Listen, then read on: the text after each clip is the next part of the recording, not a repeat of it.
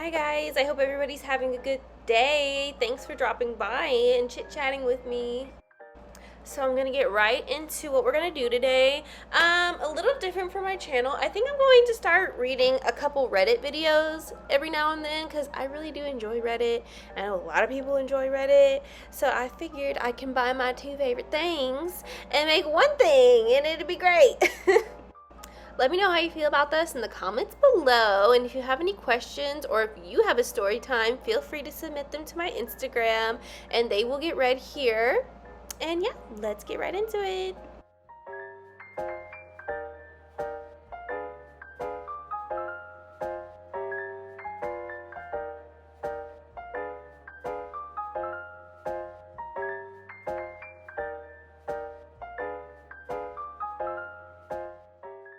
Alright, so this first story was on Ask Parents. They go on to say, "Hello, I'm a minor who's questioning things about my mom. For some background, I'm autistic, and so is my sister, so we're naturally picky with food. However, to be fair, I've only recently, like 1 or 2 years ago, started looking into my own diagnosis. So at the time when this was happening, my mom only knew that my sister was autistic. My parents had her diagnosed and everything. I could talk more about it and how I missed my diagnosis, but it's a whole story. We were very picky eaters and we would often refuse food or just not eat. My mom would often go on a rant about starving children and such, and a few times she would take our shared iPad and search up pictures of starving children to make us look at them in order to guilt us into eating. I always thought this was normal, but I was talking to my dad earlier and he seemed shocked by it. Told me it wasn't normal. Now I'm really unsure. Parents of Reddit, is it normal? Would you do this to your kid?" Now down in the comments, I wouldn't say it's normal, but as the parent of a picky eater, I can understand the exasperation. Great parenting strategy? No. Shocking? Also no. There are starving children in the world. Be grateful you have food and finish your dinner line is so common that it's just a cultural cliche in the US. It's pretty exclusively a joke at this point though. Like the back in my day, I had to walk to school uphill both ways in the snow. Another commenter says, "No, that's not normal. I would not. Not as a way to guilt them into eating food." Another commenter states, "I feel like this is relatively normal, but not effective parenting. I'm 49 now, but when I was growing up, my dad would definitely rant about the starving children overseas who would be happy to have my food if I didn't eat it. For him, this came from the fact that he was born during the Depression and not wasting food was very important. I can imagine your mother worrying about you not eating and seeing this as a tactic to try to get you to eat. I have not heard of a parent going as far as looking up a picture of a starving child, and that does seem a little extreme. Guilting a child into eating is probably not a good parenting tactic. It is probably not that effective and could give a child some issues around food in the future. I suspect your mom has good intentions, but just doesn't know what to do. She might need to talk to a parenting coach or look into the internet for some effective techniques." A commenter below says, "I'm guilty of this, but I didn't think of it as guilting the child, really. My intention was to show that it is so important to get the nutritions and that we are so lucky to have the things we have. I mean, I guess that is guilting to an extreme level, but when you have a child that's not eating and you have exhausted all your resources, including doctors and therapists, just to get some kind of calories in them, I don't know what the right answer is. My child is also on the spectrum. Although he's much better now when it comes to eating, I'm reading through the comments and trying to soak everything in. So example, if my son were to not eat, he'd have a meltdown all day, and that's what I'm trying to avoid. Literally, I was at the point of trying to do anything to get the wheels in his head moving a bit. I don't know, I feel bad now. Desperation makes you do funny things, bottom line, your mom is worried and she just wants you to eat something. So, yeah, my opinion, I do think that it used to be normal and now it's not. That's how it is now. I've definitely heard that. I'm in the US. The first commenter was definitely correct. It's a US thing. It's pretty much a joke now. Yeah, I've heard it though, seriously, when I was younger. I do think she has good intentions, but they're kind of outdated and old, and they're really, they just don't work anymore. I hope it gets better for you. Anyway, let's go to the next story. Alrighty, this next story is: Am I the a-hole for telling my girlfriend I should have a say in naming the babies because her names are terrible? New account because my girlfriend knows my old one. I, 24 male, have been dating a woman, 24 female. Let's call her Emma. Emma is 7 months pregnant with twin boys. We did not plan this, but we are committed to giving our babies the best life we can. Oh, congratulations. She has told me from the beginning that she gets the say of their names because she's the one carrying the babies. I don't think that's fair. Her names are horrible. She wants to name them Havoc and Chaos. That's kind of bad. I haven't heard such bad names in a long time. I told her I am worried this will have our boys bullied and hurt them when they are applying for jobs. She told me that she wants trendy names and the babies to be unique. I told her our boys can be unique and have a normal name. She called me controlling and a crappy boyfriend. I called my sister and they agreed that the name should be her choice since she is the pregnant one. Am I the a-hole? Okay, wow. Down in the comments, not the a-hole. Children are people, not pets. Give them proper names. OP replies, thank you. I'm not out of line for wanting to name my children, right? And another commenter says, no way. There are a lot of things that should be considered with your girlfriend's needs first here. But they're all about pregnancy, delivery, and recovery, not the kids' names. I personally would think twice about harassing kids named Havoc and Chaos, but your instinct that it's a bad move to give kids names that could be used for flukies in a 90s kids cartoon is the correct one, not the a-hole. Another commenter replies, not the a-hole. Those are beyond terrible names. That's something I wouldn't even name 2 dogs, let alone humans. Those are names you would give to 2 hamsters or something. A reply under that was, these are lower level video game boss names at best. These babies already getting bullied and they ain't even here.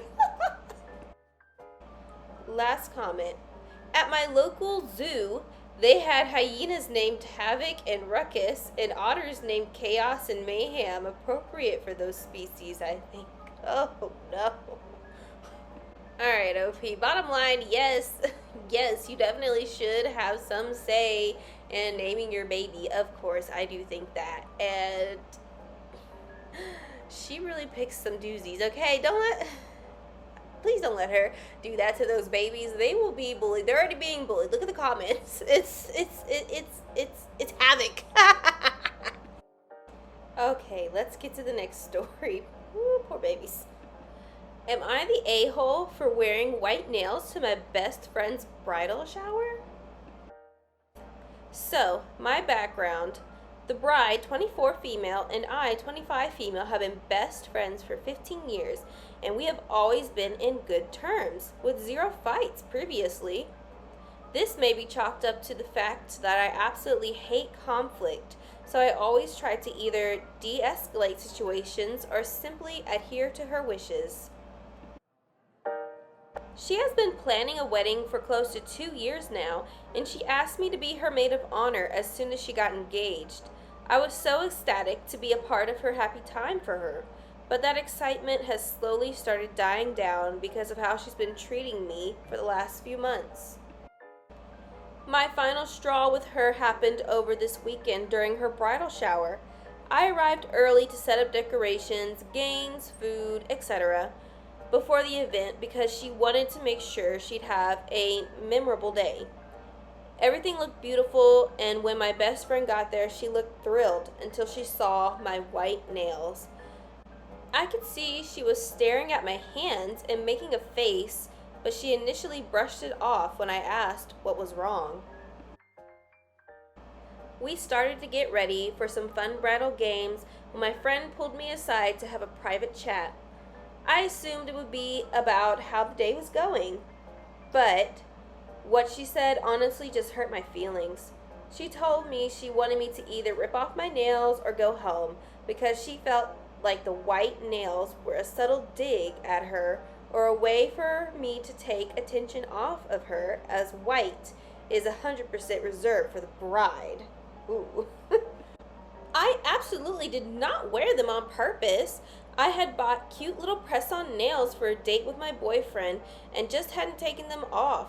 Anyway, I told her no, I would not be taking them off because of this situation. It was honestly ridiculous, and it wasn't like I was wearing a white dress or anything to take the attention from her. As I said before, I absolutely hate conflict, so I think the fact I was standing up to her caught her off guard. She looked stunned, and then she started tearing up and saying I was trying to ruin the day for her. Her mom came over to ask what was wrong, and I tried to explain it was just a misunderstanding, but my friend told me to leave because I wasn't respecting her wishes as the bride. I did what I was told and left the event, and now people are messaging me saying I should have taken the nails off. Her fiance even asked me to apologize and make up so the wedding can run smoothly in a few days. Apparently, she didn't think I'd actually leave and thought I'd rip off my nails after her threat. What? Honestly, I'm just really confused about how this all happened. It's making me question my friendship with her. My boyfriend said she's acting jealous and I didn't do anything to warrant her reaction. But honestly, I'm starting to feel like the a-hole. All I had to do was take the stupid nails off and let the day go smoothly. I genuinely don't know if I effed up or not, or if she's just being controlling. So, am I the a-hole? Down in the comments, they are nails. I get not wearing a white dress, but never heard of not being able to wear white nails. She needs to grip and get over herself. Another commenter, not the a-hole. Nails, really? If her granny comes to the wedding, is she going to have to cover up her white hair? This girl sounds utterly exhausting. You didn't show up in a bridal gown, and it wasn't even the wedding. I'm not personally familiar with any rule that says you can't wear white dress to a bridal shower, much less white nails. Is white forbidden in her presence from the day of her engagement until the honeymoon? Ridiculous. Under the comment, agreed. What if OP was also engaged? Would she be forbidden from going dress shopping until after her friend's wedding? Yeah, OP. Me personally, I wouldn't put up with this. She's pretty much using you as a doormat. It sounds like you do everything for her, and all she has to do is complain and whine, and you kind of just lay down. I get it. It's hard to let go of people you've known for that long because they become family and they know so much about you. But if this is like a reoccurring thing for her and she's just kicked it up because she's turned into a bridezilla, it's not worth it. You seem like a good person and you can make a better friend than that. So good luck. I wouldn't deal with her no more and I would just cut it. But that's just me. What would y'all do? Leave it in the comments below. Alrighty, last story. Let's get into it. Am I the a-hole for texting him and his baby mama to say, come get your daughter, and that I needed the house to myself for a few days? I know that I'm at least partially an a-hole here, but I'm more or less wondering if I'm the only one in the wrong. I started dating Keith almost 2 years ago. We live separately, but we still have children to consider. I had 2 sons, 6 and 11, and he has a daughter, Hannah, 9. I've noticed that the more Hannah gets comfortable here, the more her behaviors she's willing to show me. like the constant lies and the overdramatic blame game. I have been watching Hannah since school let out a week ago because both Heath and her mom work and they don't trust daycare. I dang near immediately regretted it. Both Heath and his ex are fully aware of Hannah's behavior, so it is no surprise to them that when she acts out. And yes, they both try correcting it, but nothing seems to work. Ever since I started watching her a week ago, I have been beyond overwhelmed and getting really angry at the lies, drama, and screaming. So this morning, Hannah was dropped off at 6:30. My 11-year-old was sitting on the chair watching TV, and she immediately starts raising her voice to let her have the remote. When he said no, the screaming was immediate. I've had so many talks with this child about it, so at this point I just snapped and yelled at her to go to the other room and stay away from my boys if she couldn't be nice.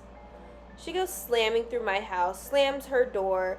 She stays in the guest room, starts crying, and then comes out 5 minutes later still crying and says to me, "I know that I am mean sometimes, but Gerald has been super rude to me and he doesn't get punished." Gerald is my 11-year-old who literally didn't do anything. I then call her out on lying, and immediately she goes, "I know that I lie a lot, but this is just who I am." Within seconds of this conversation ending, she's out screaming at my son again, in his face. So I texted both my boyfriend and his baby mama and told them to come get their kid, and said I wasn't watching her for a few days because I'm done with her behavior and her lies. Her mother shows up first, and while she believes me, she still has an attitude towards me saying that this is what I signed up for, and that she gets it, and that her kid is overwhelming, but as a stepmom, I need to learn to handle it. My boyfriend then shows up, and he is just quiet. The baby mom then says, "Maybe you're just not cut out for this." So I said, maybe y'all should get their girl into therapy like I've been saying, and try to do better for your child before she gets herself into trouble with someone else that's less forgiving. Then I walked off. I know I'm being told that I'm over dramatic and that I'm the bad one, but am I the a-hole? Down in the top comments, they don't trust daycares, or maybe Hannah is not allowed back to most of them. That little girl needs therapy. Lying to her comes so easy. What if she lies about something really serious and they believe her?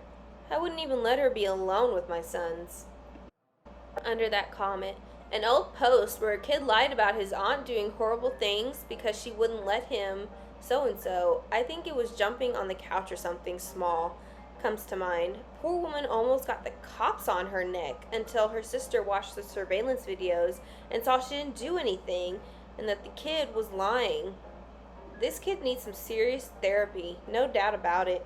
I would send her back to her parents too if I had to deal with someone that lies as easy and makes up excuses like, "That's just how I am."